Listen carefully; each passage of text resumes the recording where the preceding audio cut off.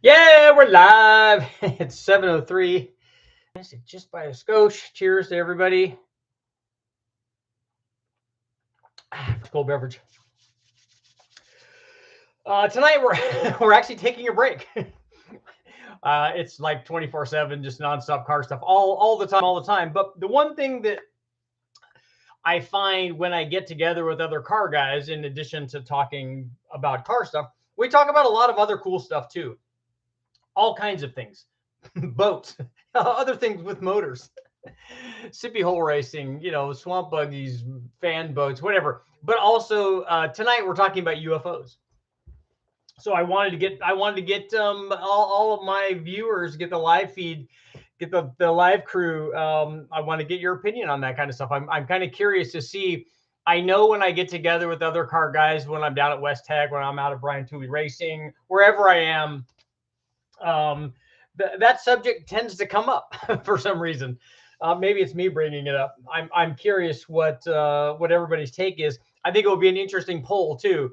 I'm sure hopefully the people that are here have heard of Bob Lazar and Commander Fravor and all of the stuff that's going on. Most of the guys here, I'm sure, have watched Joe Rogan or Lex, or there's a Fravor's kind of made the rounds recently.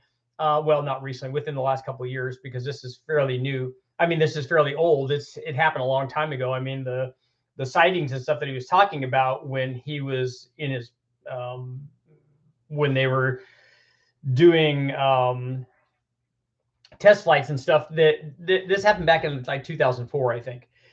So I've watched it over and over again many times, and I've gone down the rabbit hole many times in the last, I don't know, 10 or 20 years or whatever.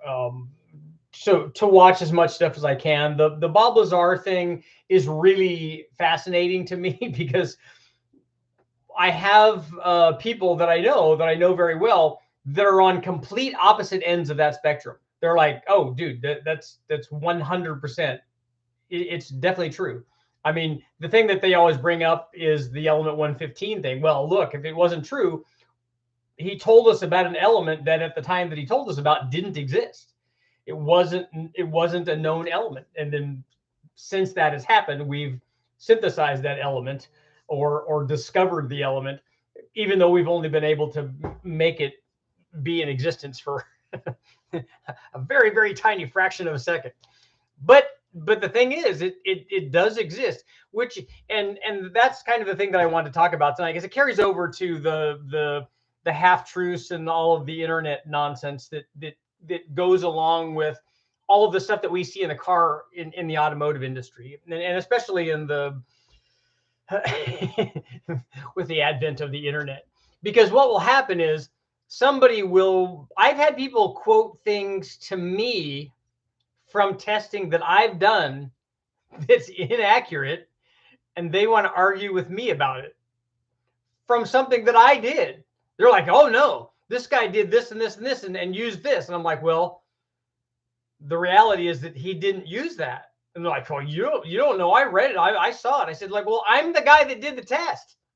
I know what I did because I was there and I remember. And when I don't remember, I have fairly detailed notes about all the stuff that happened. That's why I do that, because I've been doing this for a long time. And somebody says, hey, comes up to me, hey, do you remember that test you did on the LS? Yeah, sure. That was number 8004, right? What do you mean? I'm like, I've tested a lot of them, so I don't know exactly which one you're talking about. We're gonna have to be a little more detailed and specific. But what they do is latch on to one small kernel of a thing that they want to believe. It's just like reading the paper or the internet, or like going online or watching any kind of TV show where you just read the headline, and they know that's what 90% of the people are going to do. And so they just grab on to the headline thing, and the headline thing becomes the truth part. And it's their interpretation. It's the people that put out the title. It's their interpretation of what they want people to learn. And then it's the person's interpretation of what their interpretation was. So as you might imagine, it can be far from accurate. So that's what happens in our industry too, is we'll get people that say, you know, that this is how things come to become like rock solid over the years, even though they're inaccurate. You know, and this is exactly why I tested the Big Bang deal is people. I would go on the I think it was LS1 Edit back in the day, the forums back in the day, and I would, if you did a question about turbos, they're like, oh yeah, no, those you know, the Hemi pistons are made of glass. On the LS, you can only run 10 pounds of boost. You know, you'll break the rods. The rods are junk. They're powdered metal. They don't work. Yada yada yada. And the problem with that is that if you tell that to a big enough audience, then you have a lot of people believing inaccurate information. That's why I did that test.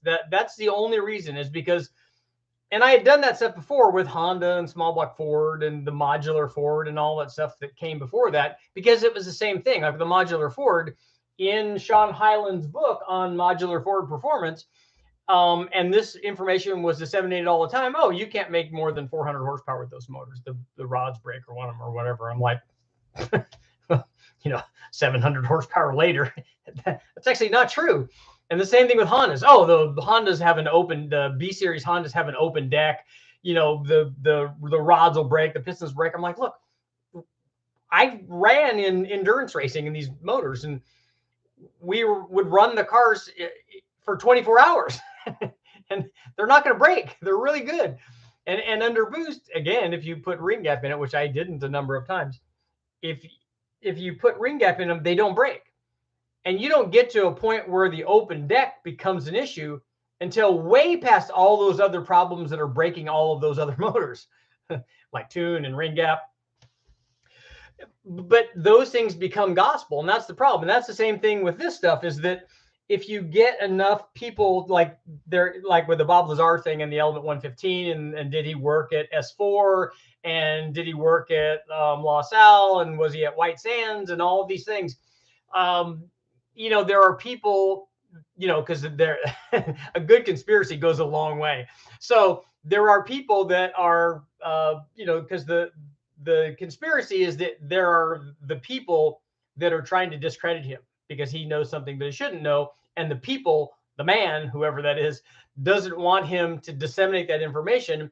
And if they do, they want to discredit him, which to his credit, that we've already demonstrated that on Project Blue Book, that happened. That's a real thing. There was actually works in progress to purposely discredit people that were trying to disseminate information. On the other side of that, you have lots of nutcases that are, you know, the whole little green men and all of that stuff that want the exposure and the excitement and all the stuff that goes along with it, and they've never been involved or seen anything. That's why the Bob Lazar thing, you know, you go down the rabbit hole with that, and I can watch hours of that stuff. I watched him, you know, on Rogan and all of those guys. It's really good. It's really, if nothing else, for me, it's entertaining, because then, and I always try to watch people that want to debunk that as well, because I want to hear their side too. You also have to take all of that with a grain of salt, because if the person is trying to debunk them, what is their motivation for doing that? If there's a person that are trying to sell and profit off of his story, then you have to obviously realize what's going on there too.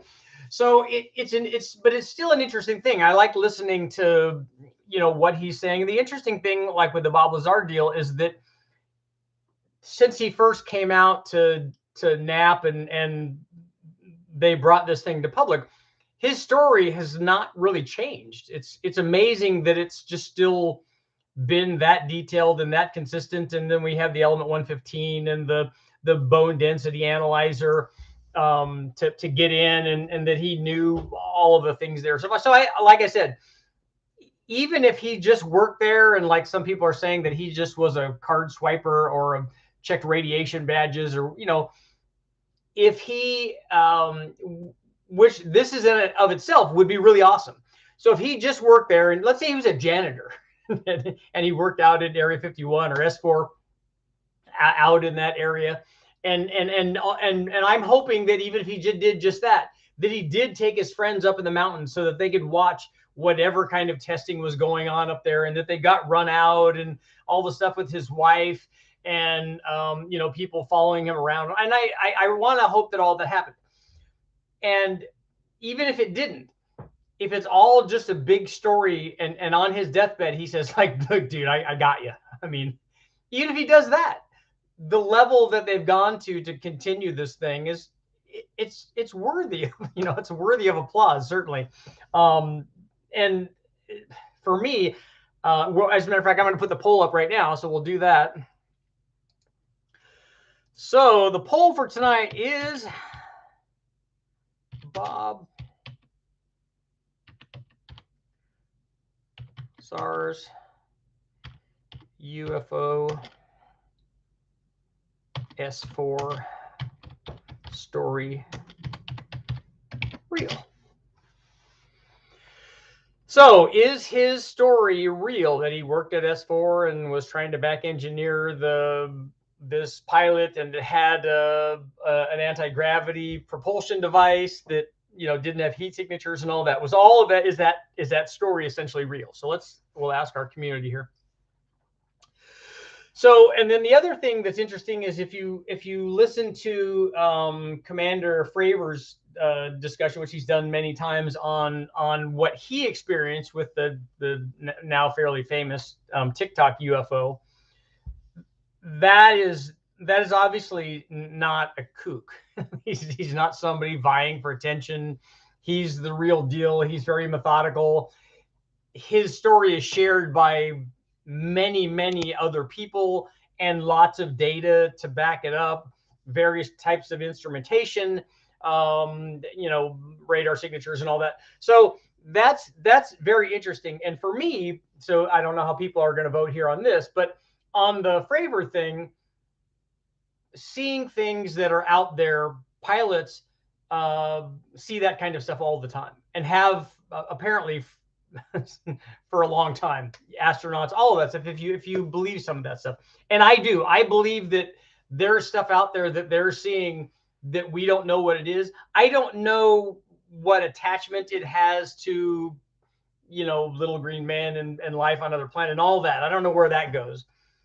But I believe that there's stuff there that we don't know what it is, and it does things that we can't do right now. At least what people are telling us that we can't do. I certainly believe that. And then beyond that, I would have to have a few more drinks and get into that discussion. Let's see. Doors on heavy equipment. Wait, I want to read that. That seems good. If you see a B-2 stealth bomber flying low, I have, which is cool. I know it was coming. My dad actually worked out at Edwards on that. Got to see them doing testing on the engines for that, and it was very cool because the story is interesting because he got to see it, and they did the testing underground so that it couldn't be seen by Russian satellites, and they even reducted the exhaust out different places so that they couldn't get a reading, I guess, on their infrared or something, so they couldn't get a total reading on like output and stuff when they were testing, which is very, very cool. The pork chop express. Oh, nice. Big Trouble in Little China. It's all in the reflexes. Doors on heavy equipment open inwards in Antarctica in case they fall through the ice when they are making roads. Dog sled teams are different patterns as well. Wow.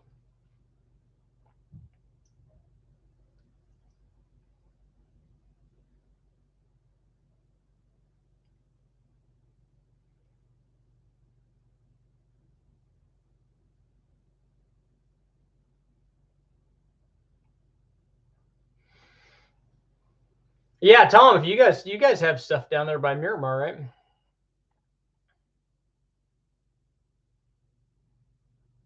Projects weren't accomplished today? No.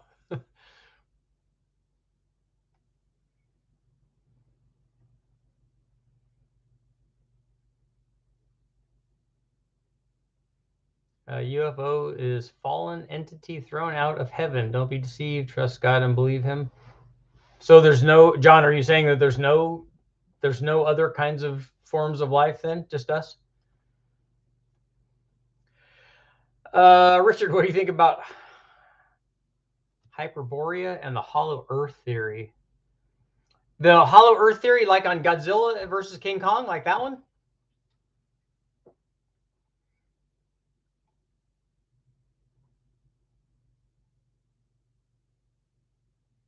Used to listen to Coast to Host AM while in the service. Only fun thing to do, working the night shift. Weirdest sudden shift in a channel's direction. It's not a shift in channel direction.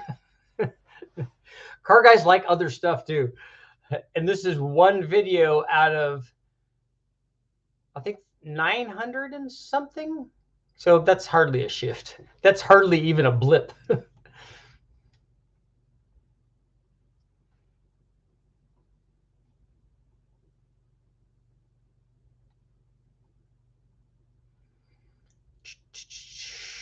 I'm glad I'm not the only car guy. I think it's just people. Yep, Bob Lazar's element 115.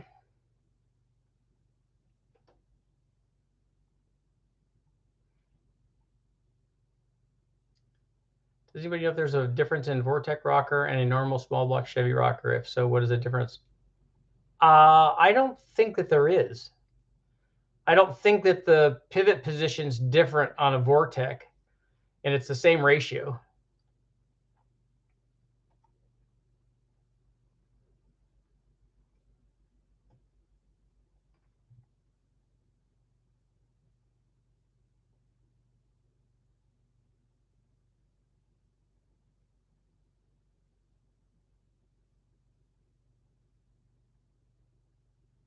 Classic Cruiser, thank you very much.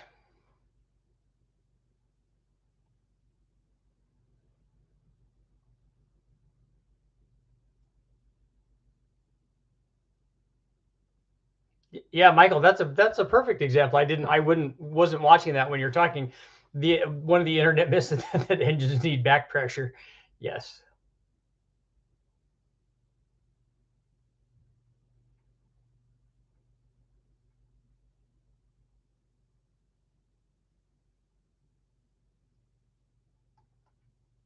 Richard is correcting the narrative. What? I don't understand.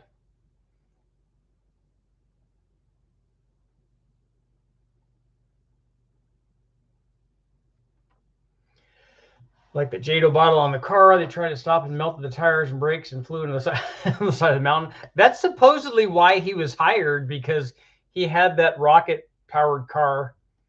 Although that part of it seems like a bit of a stretch to me.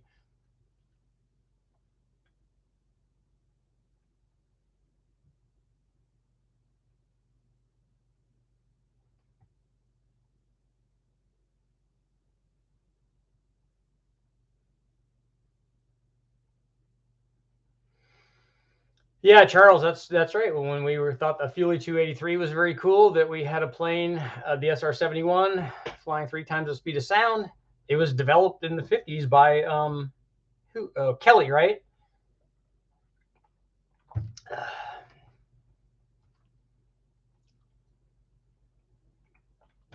Oh, Bigfoot. So you believe in Bigfoot before aliens? Scanner. Somebody said they believe Elon Musk is an alien.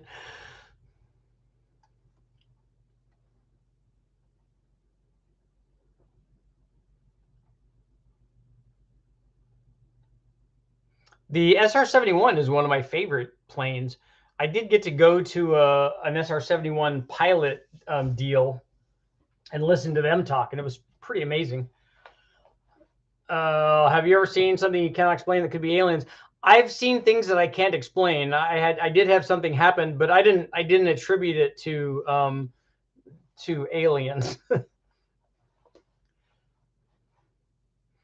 Classic Cruiser. I've watched that many times. I've watched Bob Lazar. I've watched a lot of his stuff.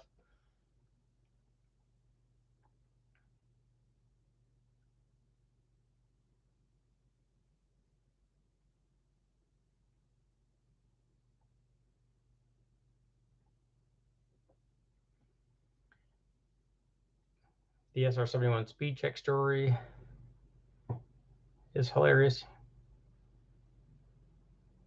You guys have no idea. I have the inside scoop. Everybody has the inside scoop.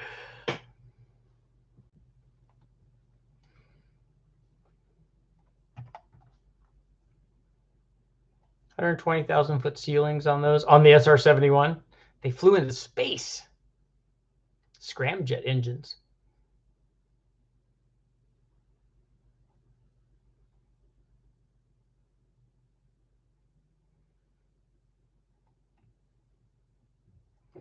Could anybody answer a throttle body question? Yes. And one of the things somebody brought up in a comment on the thing that we were talking about with throttle bodies, they wanted to know how it affected. Do throttle body needs change with nitrous? And the answer is no, because the nitrous supplies its extra oxygen, and in fact actually reduces the amount of airflow through the motor. So if anything, the smaller throttle body is probably better. If the choices are Promax, aluminum head, or rebuilding open chamber 2V Clevelands, I think a Promax head's going to win that competition. Isn't the X-15 the fastest jet? No, it's not the fastest jet. It wasn't a jet. It was rocket powered. But it is the fastest fixed wing plane. Or fixed wing aircraft, I guess.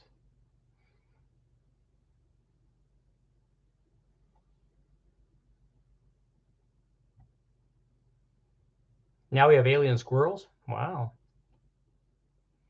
Can you swap a cable throttle body onto a drive-by-wire engine? Yes, we run them all the time, but I don't do it with a factory ECU. Somebody let me know if you can shut off the factory ECU, shut off the drive-by-wire stuff. Yeah, the X-15 is not a jet. That was always my favorite one going, yeah, the X-15 webbed in space. That's what they used before the Mercury program.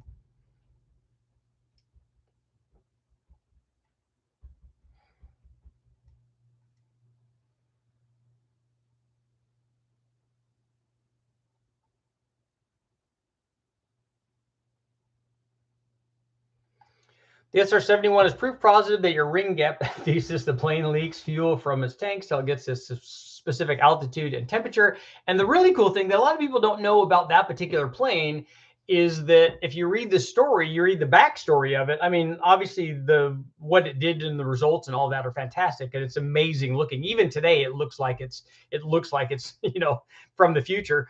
But the cool thing is that the CIA, because they had the first versions of the SR-71, somebody tell me what it was called, something I can't remember now. But they set up a bunch of dummy companies to go buy titanium. And where do we get titanium from back then? From Russia. And so Russian titanium was purchased by all of these dummy companies that the CIA set up so we could get enough to build this plane and then use it to go fly over Russia, which is just like poetic irony. Was it the ox cart or the oxbow or something like that? Somebody tell me what the heck that thing was called. An A-12, an ox cart. That's what I'm thinking of.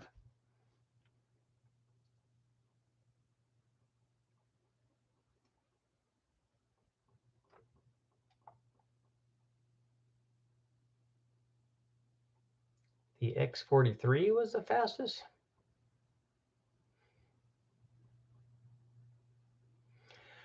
What's the largest standard Gen 1 small block Chevy you've ever tested? What heads were best on it with a massive cubic inch small block? I think some of the, but it wasn't a stock block. Some of the, let's see. I'm thinking some of the trophy truck motors were with aftermarket blocks were 440 or 450 cubic inches.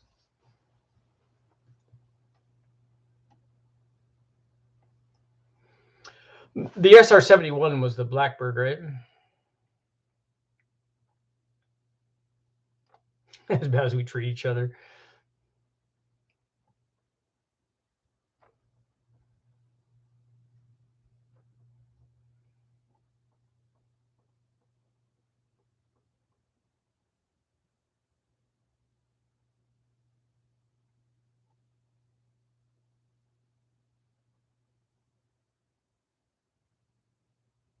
Basically, our planet is very unusual, and the solar system is also. Development of life is rare. Also, the YF-12. I'll be happy with one of those free Blackhawks from Afghanistan. Oxcart was the name of the project. I have a book on it that I read, which is pretty cool. Gail Banks does do military projects. What's the highest specific torque output motor that you've tested? I don't know. I'm trying to think of the numbers that come to mind are like 200 and a BMEP number of 220 or 225 is kind of the highest NA number that I can remember.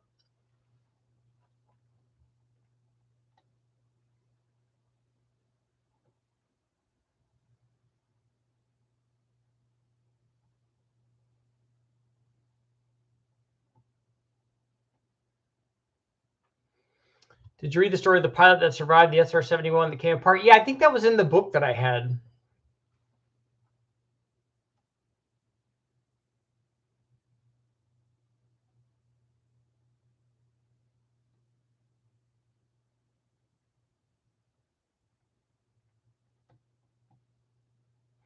My personal belief is that there's a great filter that we pass that kills off 90% of species before they can develop long distance EM communication. Awesome change of pace with the Bob Lazar stuff. We got to go off grid once in a while. Well, not off grid, but off script. What's the most power you've seen an 823 head make? We ran a stock LS3 head with on our on the 468 where I tested all the rec port heads, all the LS3 style heads, and I think that it was getting near 700, 670 or 680 or something like that.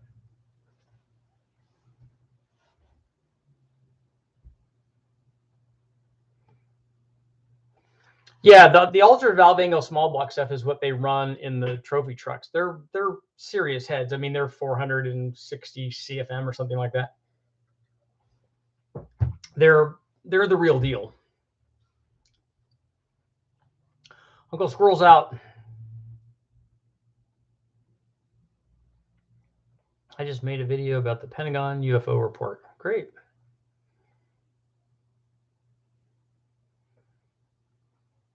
I think it's cool that they, with that, when they release this, the video, this TikTok video, and others, the gimbal video, that they at least came out, and this was, I guess, a happy time for all of the UFO people, the ufologists, where they were basically saying, look, there are things out there that we don't know what they are. It's not that, necessary that people are being abducted and that kind of stuff, but there are things flying around that we don't understand.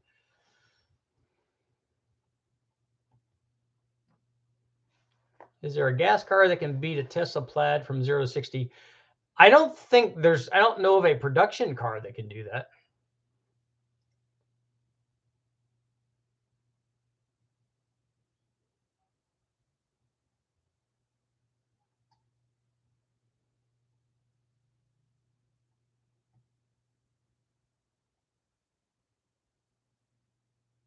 Definitely need a 2-inch primary to break the light speed barrier. I think that's just a bigger shot of nitrous, right?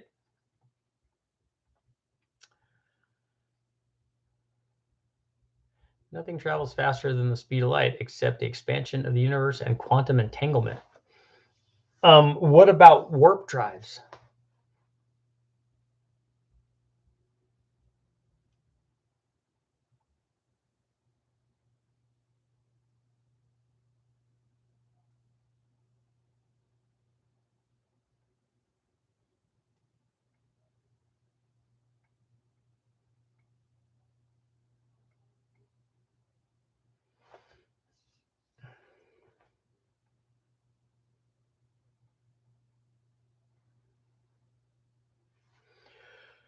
Yeah, Bob, actually, Lazar never said aliens. He just said that he was trying to look at the technology.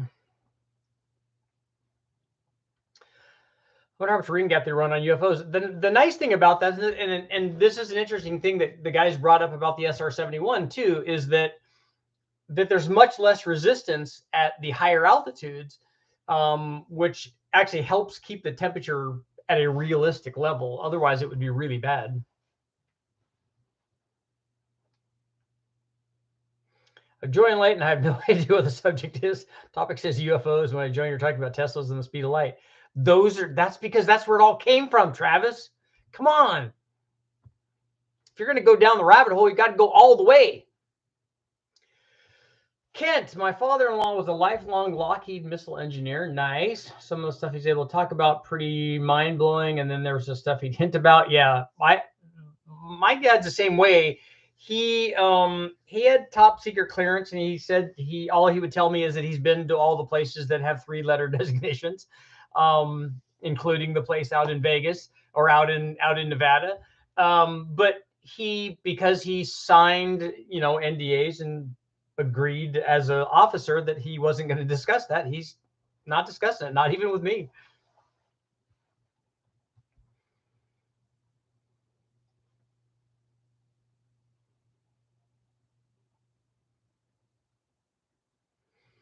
What about LS swap warp drives? Yeah, but you're gonna have to have boost though to get warp. If you're gonna do past warp 3, then you're gonna need ring gap, definitely.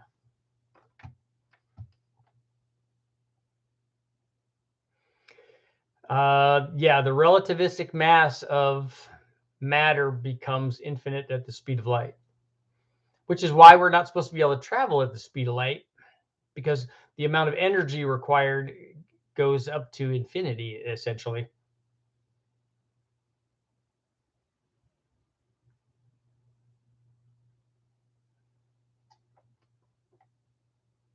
I like the fact that the antimatter drive, by creating, an enclosure around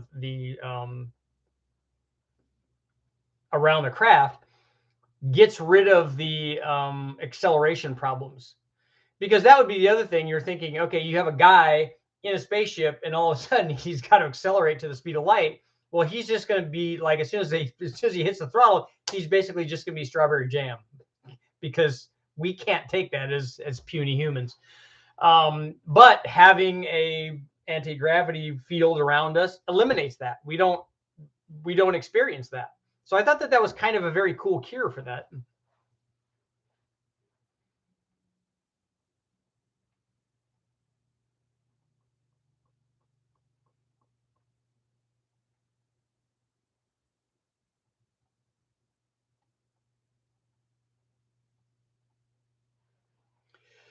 Renee the mechanic, I want to add some career advice. Been a tech for 22 years. I'm 41. I currently do mobile, but have opportunity to go back to a dealer. But now with McLaren or a 4-wheel shop, what do you do? Look at what's going to help you and your family the most. Turn to ash. Okay. We just like to do the red goo kind of thing. It's more, more impactful.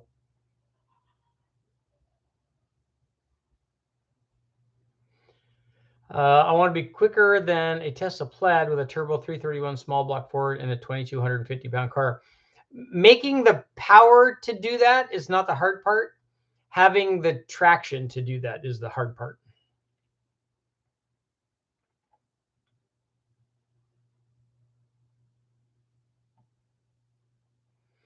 I have Project Forever. I have seen the patents. They talked about that on Joe Rogan talked about that they had patents that are not for an existing thing, but for how they would go about doing that if they were going to try to build a craft like that. So does that show us that they actually are, and then that's ongoing? So let's see how our poll is Bob Lazar's UFO S4 story real? 67% are saying yes, and 33% are saying no. Ever had a close call wrangling rattlesnakes? I actually have. I'm very cautious and fairly knowledgeable on the subject. I've been doing it a long time. Caught my first snake when I was 5. So I've been doing this a long time and have caught hundreds of rattlesnakes. But I have I have had close calls where I had one that there's a den under a cement slab and there's rocks all around it. And I had grabbed onto the tail. And here's a very important safety tip. Rattlesnakes do not like when you touch their tail, when you touch their rattle, they don't like that part. And I grabbed onto it and was trying to work him out from underneath there. But unbeknownst to me, he had already turned around, and then I looked down, and right by his tail was also his face. And he was none too happy that I was trying to grab him.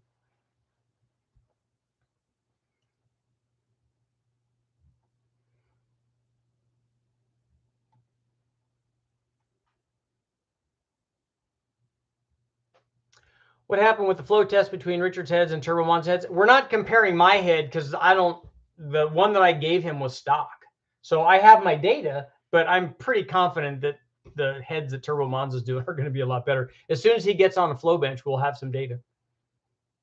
I haven't seen the compressed air boosted engines.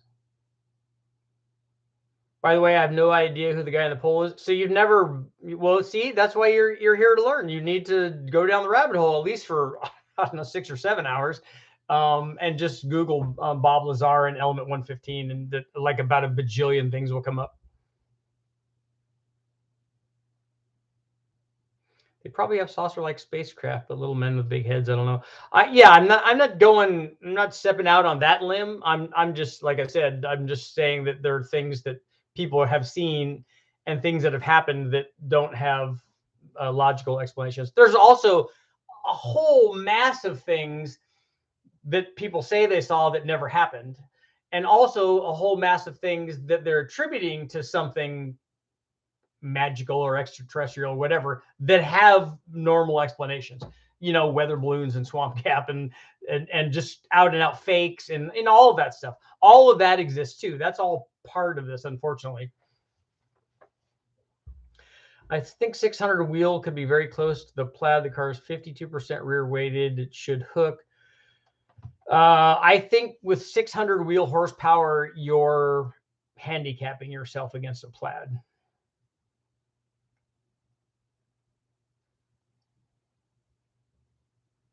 I've seen the Gulf breeze shape shifting type aerial phenomena here on the West Coast. Apparently, it's pretty common on the East Coast too.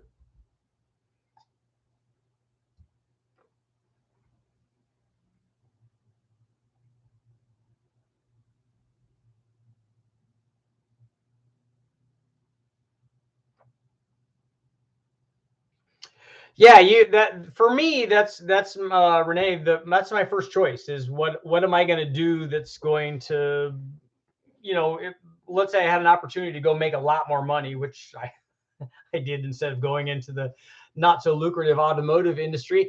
And I had the ability to do that when I was young. I followed what I wanted to do rather than what I should have done. And so I'm here. But now my decision would be more based on how much, like if I took a job and I was never home and could not see my wife and family, I wouldn't do that for not any amount of money. Richard, you should read up on UFO Area 51 Roswell explanation on Annie Jacobson. I might have Annie Jacobson's book up here. Let's see. No Earth. I think that's the one. I think I did read that. Pretty sure I have that. Pretty sure I read that. Was that the one about the modifying the people and stuff that they were doing?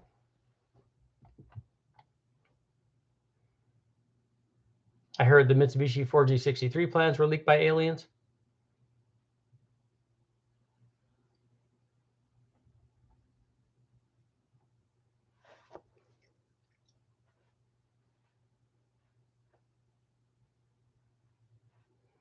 Do you think the UFOs use butterfly valves or slide valves? How about barrel valves?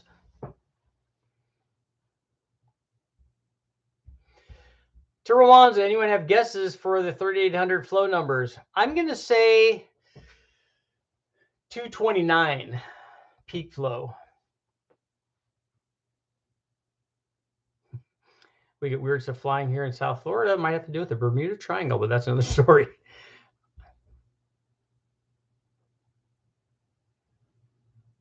I'm familiar with Project Paperclip. Yeah.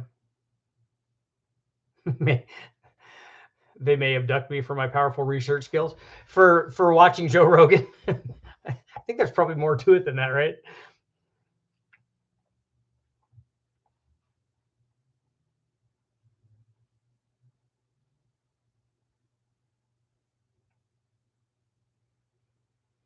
Two-stroke stuff. Yeah, Joseph Mengele, Modified Children. I really like that book actually up until that part. Project Blue Book, yep, all that stuff. Nazi Bell and Saucer, yep. Bob Lazar knew about the LSX. Well, the throttle bodies, well, TBIs are still a thing. But did he know about the Gen 3 stuff or the Gen 4 stuff?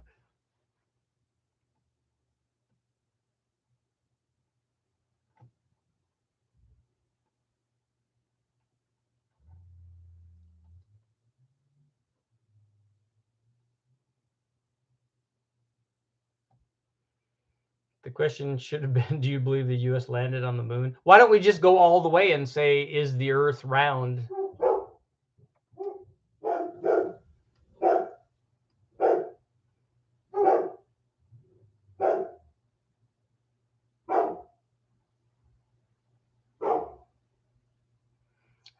Where'd you get the UFO from? I got that from, that's probably Getty stock footage, I think. I think that's where the photo is.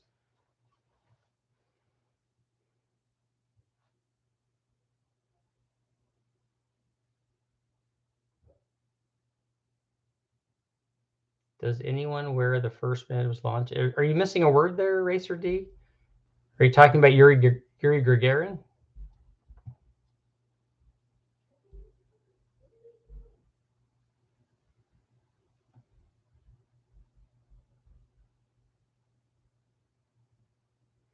Ooh, antimatter. That's a whole like exciting,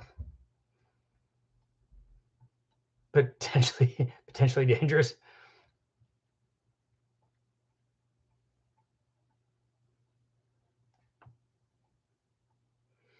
Yeah, Kent, I didn't. I liked all of the information and all of the historical perspective and all the things that were going on, and all of the close calls that they had because they were doing a lot of nuclear testing out there in that area too, and that's all crazy stuff. But then the the little green men or humans or whatever, it just that part of it was just I'm like, I don't think so. Jacob, push my Elm 7 to 14 pounds. Now there's water in the oil. That's not good. Head gasket look good. LS9 gaskets, non-intercooled on 93. This happened twice in 2 weeks. Could intake temps and lack of octane be the cause? If you keep blowing it up, I would say that at 14 pounds, do you have ring gap in it? If you don't, you should. And what is the timing at? And what is the charge temperature at?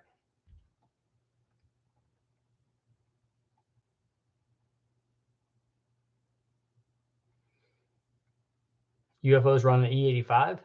Where did they get it from? Where do they grow their corn? See, that tells us right there that there's another planet that actually grows corn, unless they're just siphoning it from us.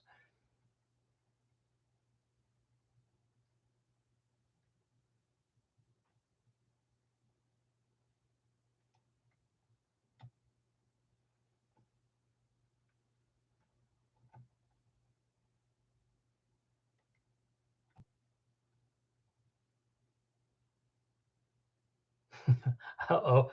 Whenever somebody starts off their sentence with, I'm not a flat earther, but dog telling you you're being watched. I have two trained attack golden retrievers that will lay down and they'll get up to like kiss people.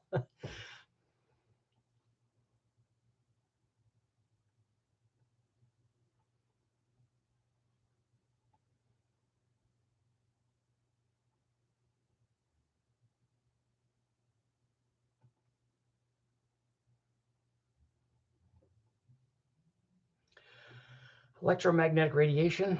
We could, there's plenty of that from the sun, right?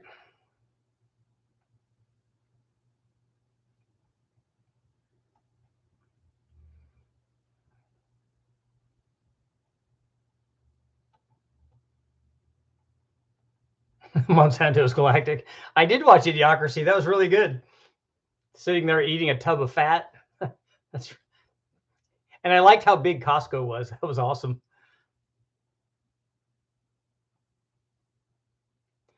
Kent, who are you going to keep hounding?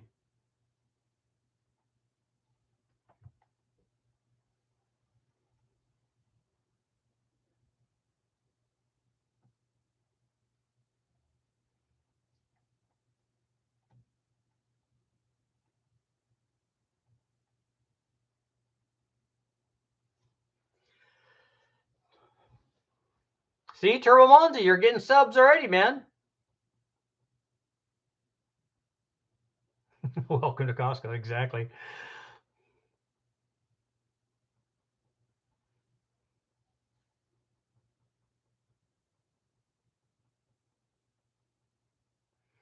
Uh-oh. I don't like aliens. I grew up in Puerto Rico where the so-called chupacabras was running around. It ruined my childhood. That will keep you in line, that's for sure. I think that they had a chupacabra episode on X-Files, if I remember right.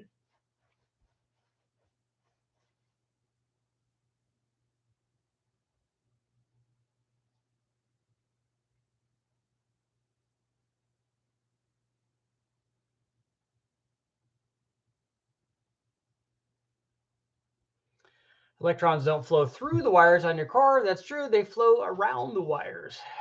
James is here. Larry Keller, welcome to Costco.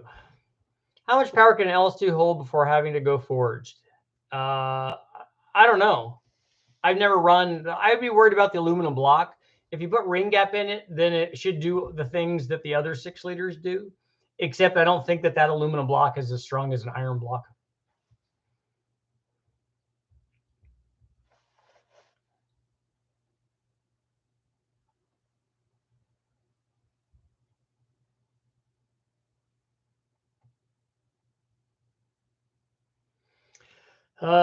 Richard, look up UFO stealing water in Australia and South America. Somewhere major seas UFOs suck water from drying it up.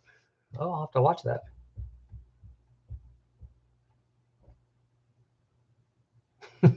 Flying saucers, flat. Subaru motors, flat. Coincidence? I think not.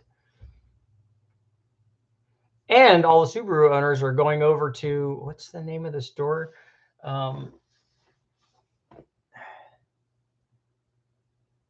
Not Home Goods. What's the name of the expensive grocery store?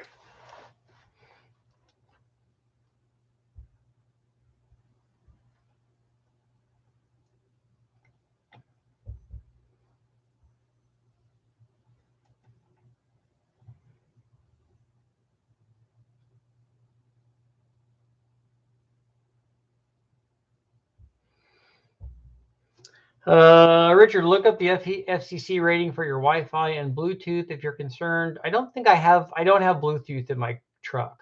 They rate how much electromagnetic radiation you absorb by using the device. I think our phones, just putting our phones up to our ear is bad enough, right? With throttle body testing for drivability, would a chassis dyno be able to show more real-world testing? If you're just concerned with drivability, it'd be better to test it out on the street. Because drivability is a subjective thing, a wholly subjective thing. What you think is good drivability, others may not. They might not agree with it. I myself don't ever take a 6-speed manual car and lug it down to 1,000 RPM and go to full throttle at 1,000 RPM in 6th gear. Some people do that. I think that they should be strangled, but they shouldn't. I mean, there shouldn't be the need to like be able to do that, because you should know how to drive and be in a different gear. But you know, when the factory does it, they have to make sure that knuckleheads can do that. Whole Foods, that's right, Project. Thank you. A UFO needs a turbo Ford inline 300. That's right. If they're going to be driving 1,000,000 miles, that's the only one that's going to last, right?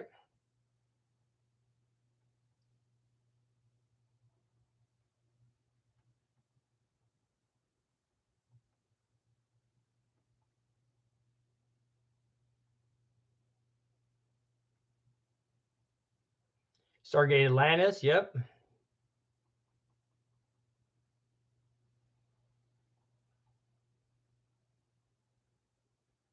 Turboed EA82 checking in. The internet said it wouldn't work, but I was armed with with our Lord and Savior ring gap. I think he might take offense to that. It seems like some of the guys here are going to take offense to that.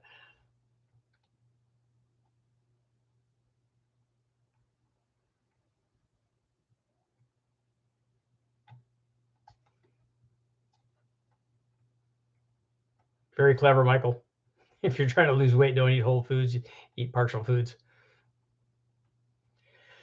Richard, have you done anything with D-Series Hondas? I've seen some impressive builds done along the way. Yeah, I wrote 2 books on them. So I've done a lot of D-Series testing. Curious, have you seen Ellis lifters spin in the lifter trays on your experience? Yes. I have a video up on that on a 4.8 that while I think it was the one that I did the compound boost on, it was a junkyard motor with, you know, how we do it with a bajillion miles on it, and the trays wore out and it allowed the lifter to spin and wipe the cam out. We fixed it and put it back together and it still ran.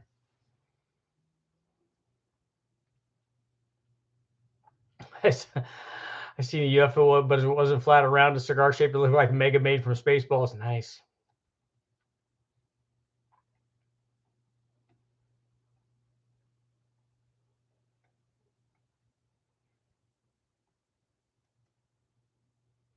Who saw Rob Millen's Tacoma Pikes Peak car? I did. It was very cool.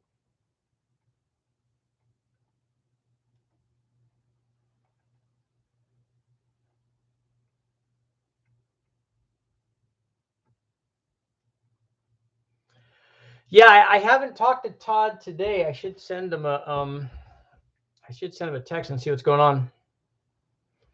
Yeah, Millen's 2.1 liter, 1,200 horsepower beast. I think if I'm not mistaken, that motor was one of the Catfish motors from the GTP car, I think. Richard, do you watch MMA? I don't watch current stuff, but I have watched stuff in the past, like GSP and those guys back in the day.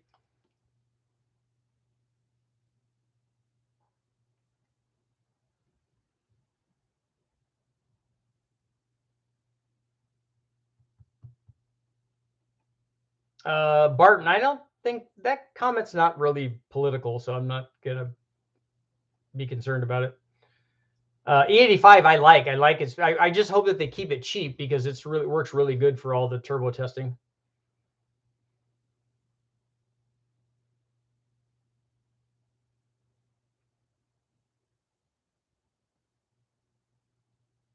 What did he have the special? Change my order to the soup.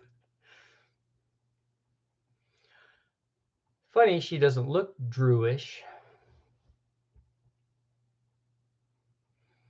What are these square port heads? I'm not familiar with that casting number for the heads. The only ones I've run have been 821s or 823s. But if they're a factory rec port head and they're not an LS7 head and they're an LS3 head, then it's going to do exactly the same with the other ones.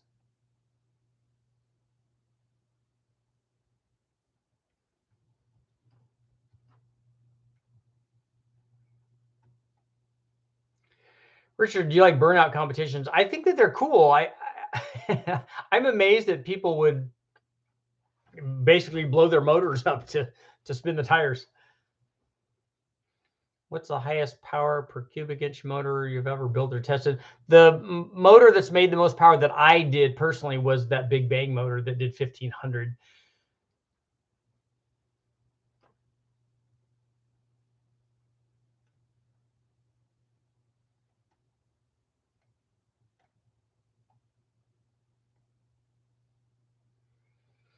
Our own technology might wipe us out one day. I'm pretty sure that that's going to happen. And what I think it's going to be, unfortunately, my son's involved in it, is robotics. I think AI is going to be the downfall of humans, because in every experiment for AI, the thing that they would get rid of is people. And judging by the way that we act, you can understand why.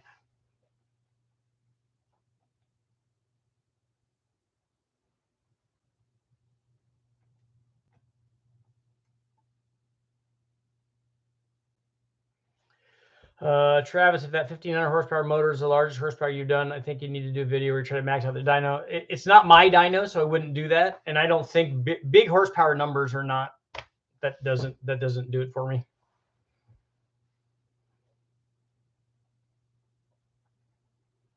Yeah, the Blues for that was the Big Bang motor.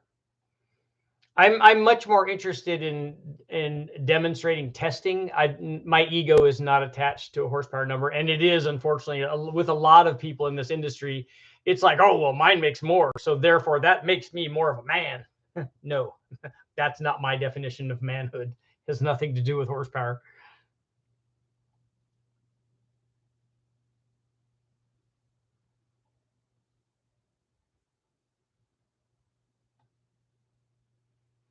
A top alcohol engine will top out a Superflow. The Superflow 602 is about a 2,000 horsepower dyno. And honestly, if it was my dyno, I wouldn't do that either, because there's no reason to try to damage the dyno, which is the thing that you use for your business to make money. That doesn't make any sense.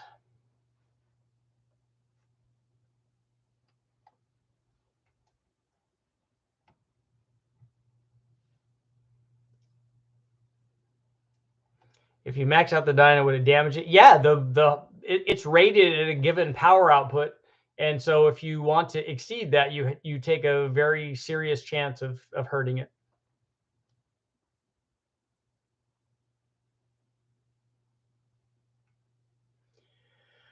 Opinions on Smoky Unix adiabatic motor. Is that the vapor, the high temperature vapor one?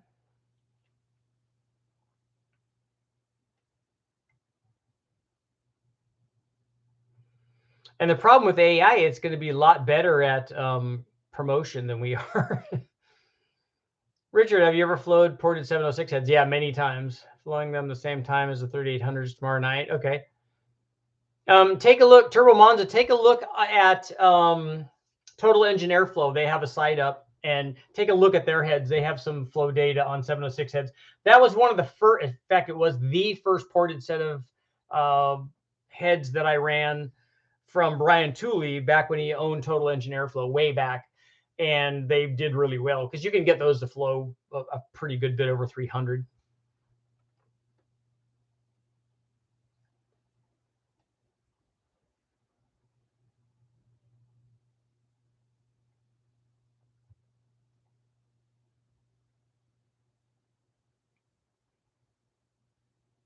It's all fun and games till you're making tons of horsepower, and then you need a $10,000 drivetrain to handle it. We've talked about that before. Like 1,000 horsepower stuff is easy, and even making way more than that is it's just more boost and stuff. And making that kind of power is fairly simple. But now you have all the other things that have to go with that. Everything else has to be that much, and that's expensive.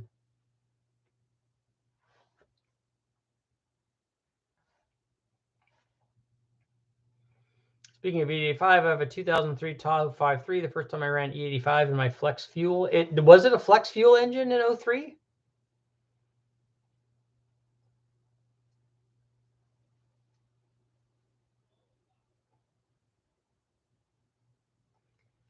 The 8.1 was just luck of the draw. Just the thing had cycled out, I'm sure.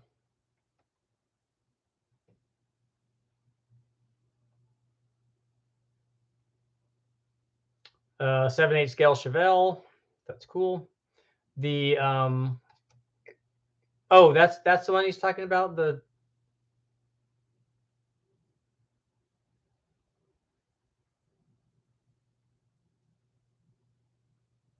visor head on the 2.5 Chrysler. That's actually going on the 2.2, I think. Yeah, you can't go around putting top fuel engines on the dyno, not that I know of.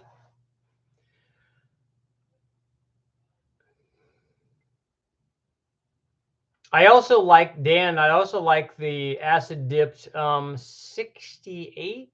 Was the Donahue car a 67 or 68? I think it was a 68. And they used to switch the numbers on it and bring the other car out to go through tech. Because they had two of them that were identical, and they kept weighing the same one, but with different numbers on it. It's a really good book. The Unfair Advantage by Mark about Donahue, I guess, is a really good book. Him and Penske did some amazing stuff back in the day.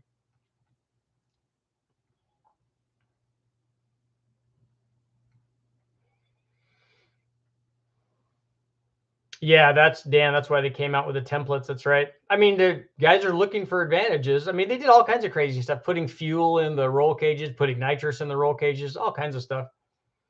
Thoughts on 6-liter stock exhaust manifold, twin S475s, blow through carburetor? That could make, I mean, the turbos can make 2,000 horsepower. Are you wanting to make that much power? I think the stock exhaust manifolds will do that.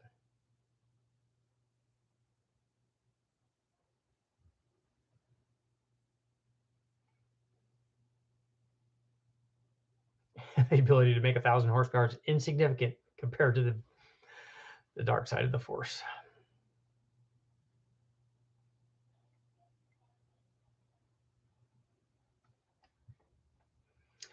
Yeah, Karen, like when you put the fuel drum 20 feet in the air to fuel the car, to pressure fuel it so it was faster. And they also super cooled the fuel too, put dry ice around it to make the fuel really cold so they could put more fuel in.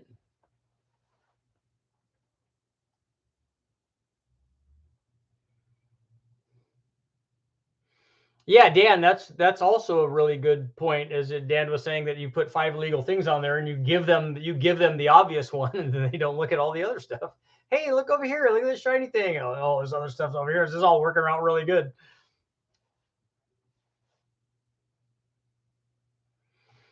Everyone has their own goals and desired horsepower numbers, but I like taking a motor out of a car and building a car around a motor instead of the other way around. Very cool. Donahue Javelin up in the street. I do like those Donahue Penske Camaros are pretty cool. Who was the Sunoco? That was the sponsor. That's very cool.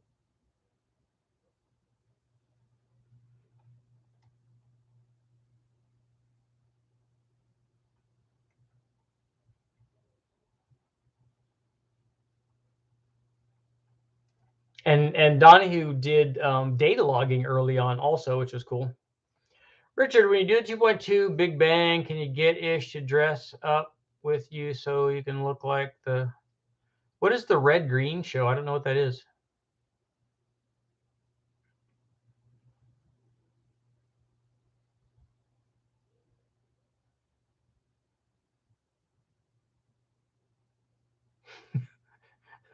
Richard, when I get older, I want to be like you. Wow.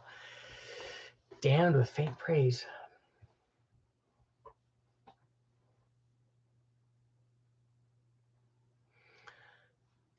What's funny about NASCAR is that they never lowered the cars. It's the fastest way to go fast. That does help.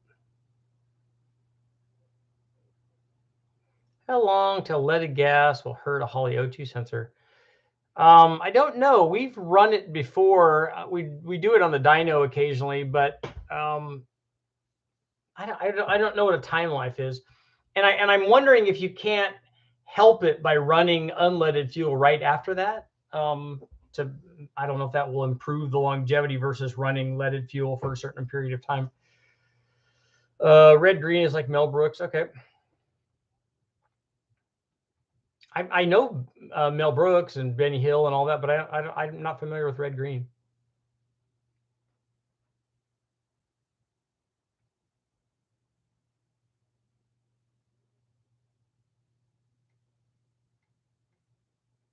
If the women don't find you handsome, they should at least find you handy. That's right.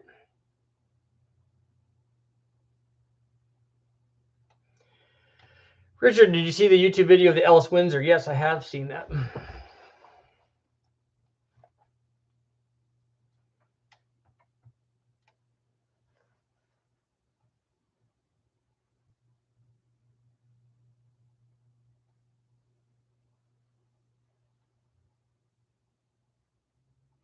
Richard, do you have any experience with dual overhead cam 3.4 liter VinCode X motor from the Z34 Lumina? Yeah, the twin dual cams. I actually have done some modifications on those.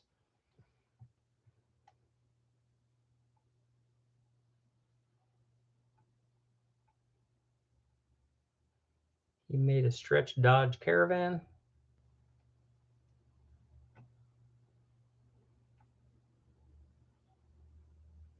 Richard, are you still going to LS Fest? I don't know about the still. I wasn't planning on going there anyway.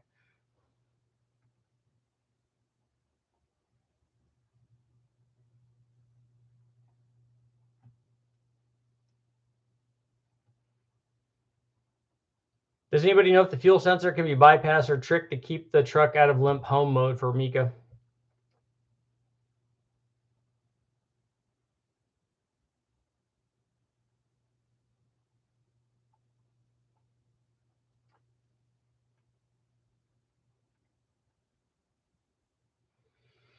Gray market cars are one thing. Cars that are not made to U.S. standards are straight up illegal.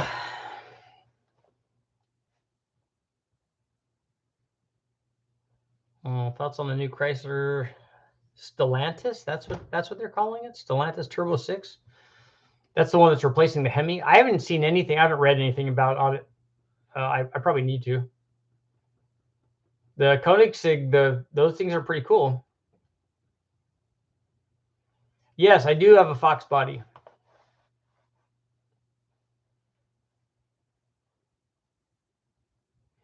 I don't think that the LT motor will reach the status of the LS motor. I think it's still going to be, it misses a lot of things that the LS has. The LS has the ability to scale up in power dramatically. Like we could go from 300 or 400 horsepower to 1400 horsepower fairly easily. And that's much harder to do on an LT with the way that they have the fuel system set up. You have to either augment or convert out of direct injection, which is a benefit. You have to get rid of it, or it's very, very expensive to get it to the level where it's fairly easy to just go buy injectors for the LS. So I think that thing alone, I mean, it has all the other stuff. It has good heads. You can put cams in it. You can do variable cams. You now have different intakes. You can have controllers and things. But I think the fueling thing, in my opinion, is what's going to hold back the LT from ever replacing the LS. Please elaborate on the X motor. I don't know what to tell you. I've never ran one on the engine dyno. We only did stuff on the chassis dyno, and we did modifications to it. I think we extrude honed the manifold. We did a bigger throttle body. We bored the throttle body and then put a different throttle plate in it. I think we did. I know we did exhaust. I'm thinking that we did headers also. I didn't do cams for it because the guy that owned the car didn't want to go that far into it.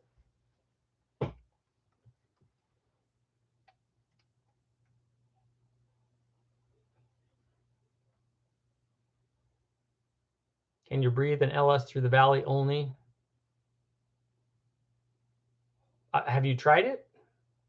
You strike me as a person who would have tried that.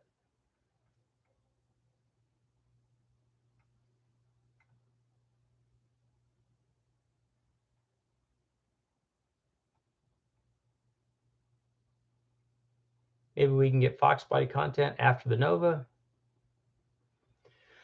So you don't think they'll have the availability of oversized direct injectors? I think if they do, they're going to be prohibitively expensive, way more than buying a set of Deca 80s or even Snake Eaters or whatever else that we would get for the LS stuff. Even an expensive one, injectors for an LS that's not direct injected are going to pale in comparison to the cost of what I would feel comfortable using direct injectors.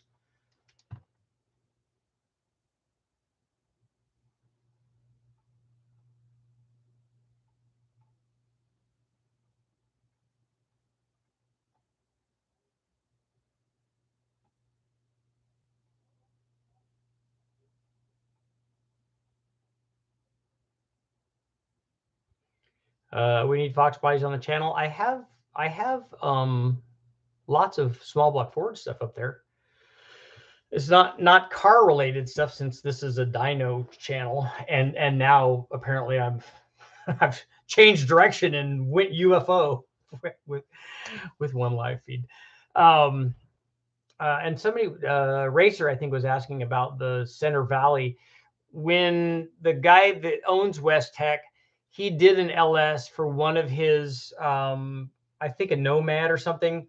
And the LS that he put together, the valve covers that he had enclosed the coil packs and stuff.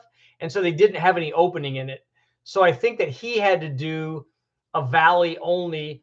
And I think that we did some testing with it to keep changing the size of the orifice to get it so it was actually losing power because there's getting buildup of crankcase pressure in there. So we had to play with that size a little bit until we got it where it had enough. When I run them on the dyno, I have a valve cover that I put on that just has a big opening in it with a tube that comes out of it so that we don't have any crankcase, buildup.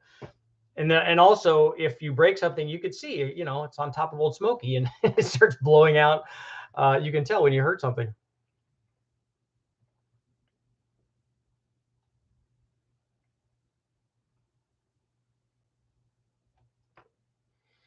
There's more than actually right now. There's more likes than there are people here.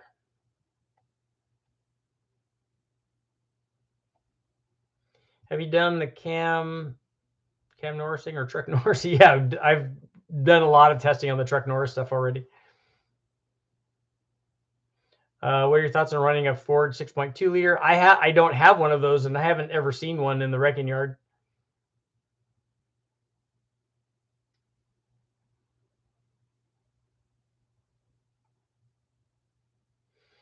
I've seen the LT4 injector stuff, but you can't make very much with an LT4 injector in E85 though.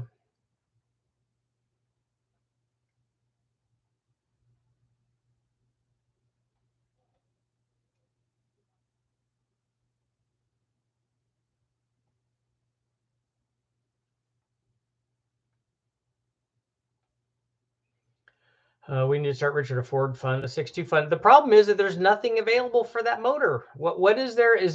Are there any camshafts available for that? Are there any heads? Are there any intake manifolds? What is it that we could test that would be beneficial for people that would run that motor?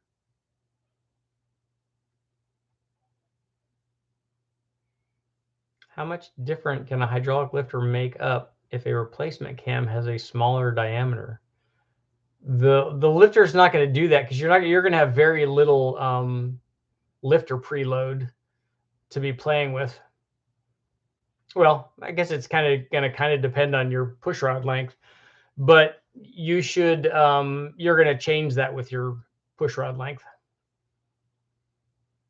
When doing super rich adjustable intakes, do you get into second and third wave pulses?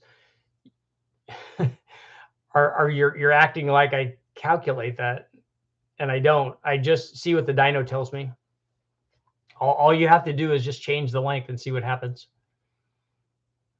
I'm going to put up a video on second and third wave pulses that people, for some reason, that's people are talking about stuff like that, like people understand even a reflected wave to begin with, and then what the secondary and tertiary waves do.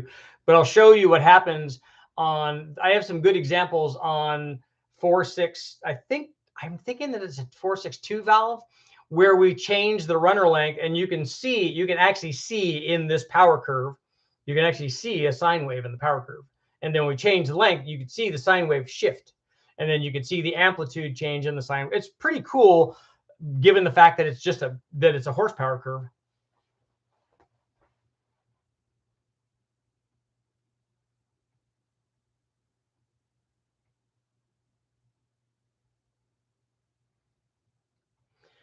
Have you ever tried increasing the width instead of the length? Yeah, the cross section of the tube. You want to try that, and you also want to try taper.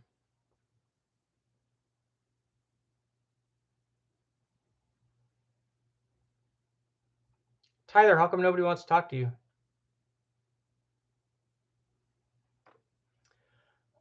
Oh, Todd's in the house. I ain't no punk. What's going on, man? We were talking about you earlier, hoping that you were okay.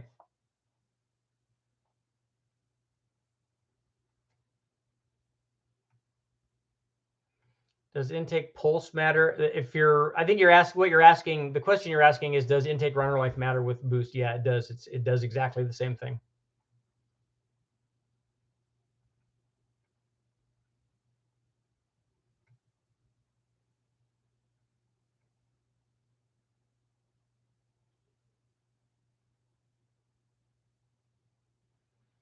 So after you do a few data runs to get some data points, you can hook up a little controller and have it change the length based on RPM.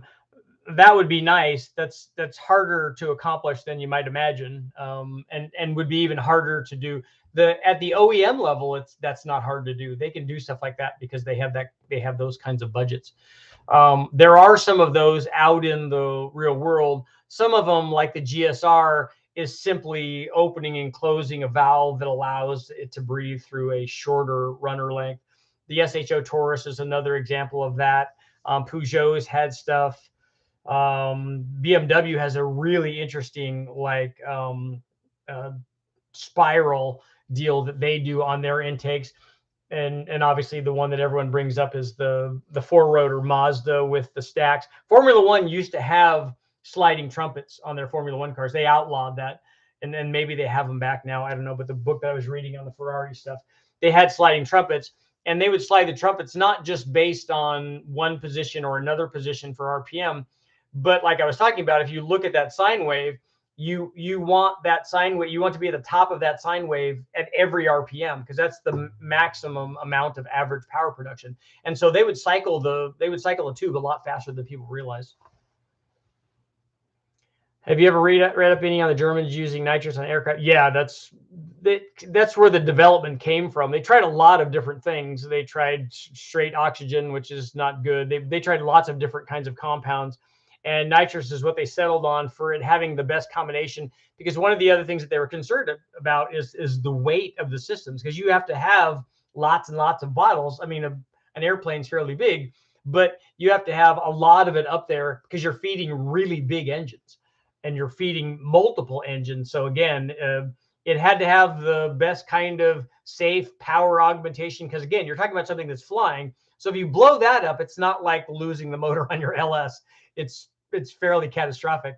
But it's yeah, I've read a lot on that. It's very cool.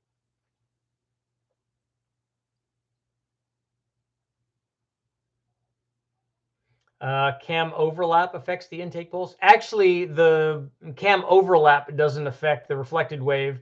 What the opening of the intake determines the initiation point of the reflected wave when it starts. And so if you advance or retard that relative to piston position, then you'll change when the reflected wave starts, and then therefore change where it, or at what piston position it ends at.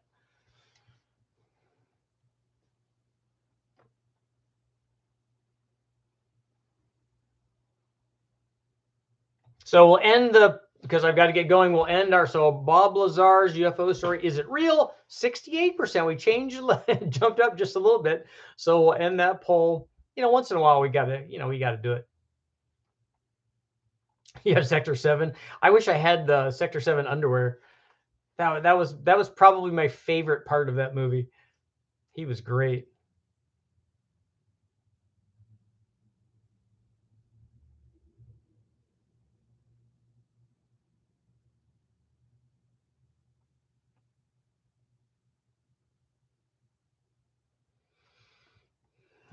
Let's see.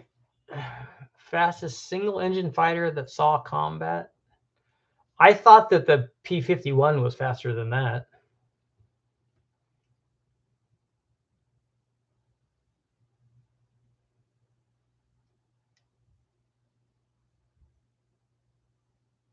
Gravity drive, that would be cool.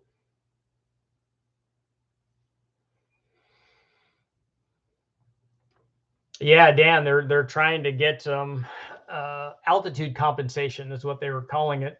I like the fact that they had the wartime emergency power zone for the boost.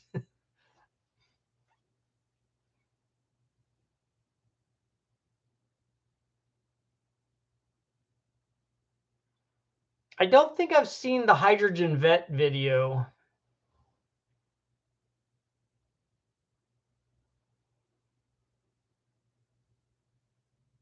P-51 was only, yeah, the Lightning was good. The P-51 could only do 440.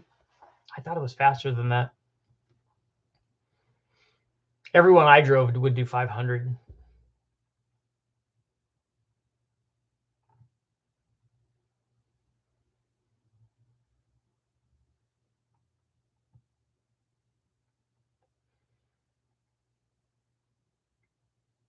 So Tyler, I'm sure you're thinking about what the heck is the girl's name?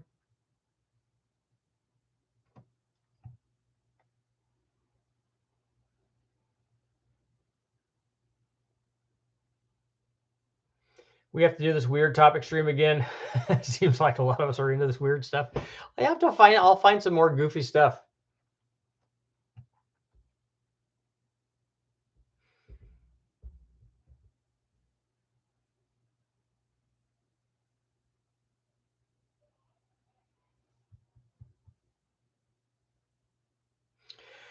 Okay, guys, that's enough Bob Lazar for tonight.